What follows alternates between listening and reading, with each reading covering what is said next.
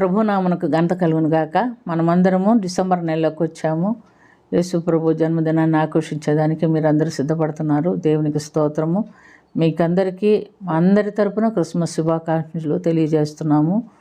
లూకాసు వార్త 1వ అధ్యాయము 30వ వాక్యము మనం చదువుకుంటున్నాము. మరియా, భయపడకుము, దేవుని వలన నువ్వు కృప పొందితివి. ఇదిగో నువ్వు గర్భము ధరించి కుమారుని కని ఆయనకి యేసు అని పేరు పెట్టుదువు. ఆయన గొప్పవాడై సర్వోన్నతుని కుమారుడు అనబడును. ప్రభు అయిన దేవుడు ఆయన తండ్రి అయిన దావీదు సింహాసనమును ఆయనకిచ్చును. ఇది దేవదూత కన్యకైనటువంటి మర్యాదకు వచ్చి ఇచ్చినటువంటి శుభ సమాచారాన్ని గురించి మనం ఇక్కడ వింటున్నాము.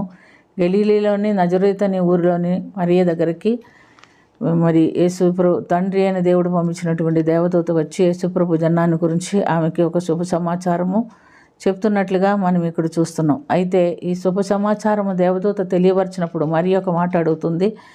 ఇది ఎలా జరుగును? నేను పురుషుని ఎరగని దాన్నే అని అడిగినప్పుడు, పరిశుద్ధాత్మ నీ మీదకి వచ్చును, సర్వోన్నతుని శక్తి నిన్ను కమ్ముకొనును గనుక పుట్టబో శిశువు పరిశుద్ధుడై దేవుని కుమారుడని అనబడును అని చెప్తున్నట్టుగా మనం చూస్తున్నాం. యేసు ప్రభు జనన సువార్తను గురించి ఇక్కడ చెప్పబడుతున్నట్టు గమనిస్తున్నాం. ప్రియమైనటువంటి దేవుని బిడ్డలారా, మనం ఈ లోకంలో జీవిస్తున్నాం. మన జీవితంలో ఎన్ని సంవత్సరాలు వచ్చిందో అన్ని సంవత్సరాలు క్రిస్మస్లు కూడా అయిపోయినాయి. ప్రతి సంవత్సరము క్రిస్మస్ని మనం జరుపుకుంటున్నామే, కానీ క్రీస్తులో మనం తిరిగి జన్మించిన వారంగా ఉంటున్నామా లేదా అనేది మన గురించి మనము పరీక్ష చేసుకోవాలి.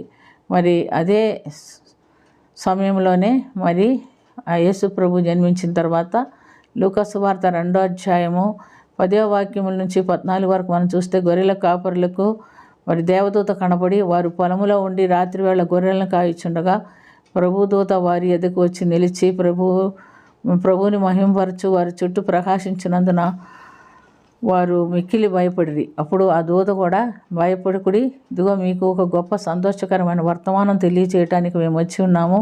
అది దావీదు పట్టణమందు నేడు క్రీస్తు మీ కొరకు పుట్టి ఉన్నాడు. ఆయన రక్షకుడైన యేసు.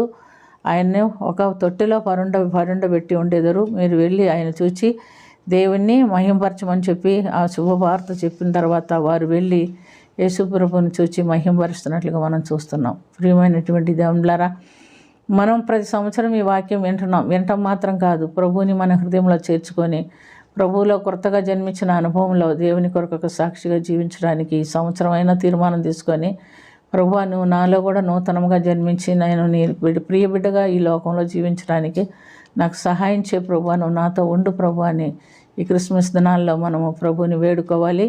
అంతమటికే కాదు, ఈ క్రిస్మస్ వేడుకల్లో మన వరకు మన సంతోషం జరుపుకోవటం కాదు, ప్రభువుని ఎరగని వారు, ఆ పండుగ జరుపుకోలేని వాళ్ళు ఎంతోమంది ఉన్నారు. నిన్ను వలె నీ పొరుగువాన్ని ప్రేమించమని ప్రభు చెప్పిన వాక్యం జ్ఞాపకం చేసుకొని ఎవరికి చేయగలిగిన సహాయం వారికి చేస్తూ ప్రభు కృపను ప్రభు ప్రేమను ఇతరులకు పంచిపెడుతూ మనం క్రిస్మస్ని జరుపుకుందాం.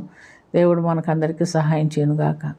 ప్రార్థన చేసుకుందాం. ప్రేమ కలిగిన తండ్రి, కృప కలిగిన ప్రభువ, మేము ఒండి పండ కాకుండా ప్రభువ నిన్ను గూర్చి నీ జన్మ సువార్తను గురించి ఇతరులకు ప్రకటించే వారంగాను, నశించిపోయే ఆత్మలను అనేకులను రాజ్యం వరకు సంపాదించేవారుగాను ఈ లోకంలో ఉండాలని మీరు కోరుకుంటున్నందుకు స్తుతి స్తోత్రం. వాటి ధన్యత మాకు అందరికీ దయచేయమని దీవించమని యేసుక్రీస్తు పుణ్య నామమున అది మిక్కిలి వినయంతో అడిగి వేడుకొంచున్నాము తండ్రి.